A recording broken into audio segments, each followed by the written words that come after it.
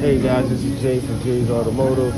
We're here with another video. I have a 2019 Honda CR-V, and a squirrel or something ate up this rear washer fluid hose that originally went through here, I would say.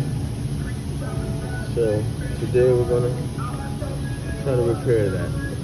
All right, let's go. Okay guys, it's Jerry back again with an update.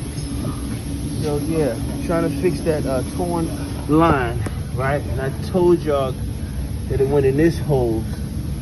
Well, actually, this is the drain tube for the sunroof. So don't mess with that one. It was supposed to be one of these here. Well, I made one using this 180 inch grommets kit that I had. Took my knife, cut a hole in the center of a small one, forced it through, pushed it through. A couple clips in this kick panel, and I found this here taped there. This was the piece that it came in. The rat ate not only the hose, but he ate some of this fitting right here. This fitting is made with soy. A lot of plastic pieces in Hondas I know are made with soy that animals love. So once that was ate, yeah, and then up here, you can see where it comes through. If I go up a little further, you see that black hose right there?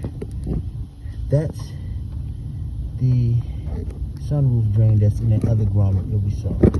So basically, all I need to do is take a fitting, thread this tube here,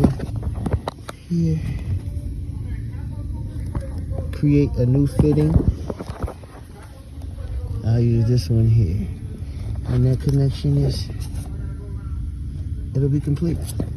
I'll put it all together and I'll show you it working.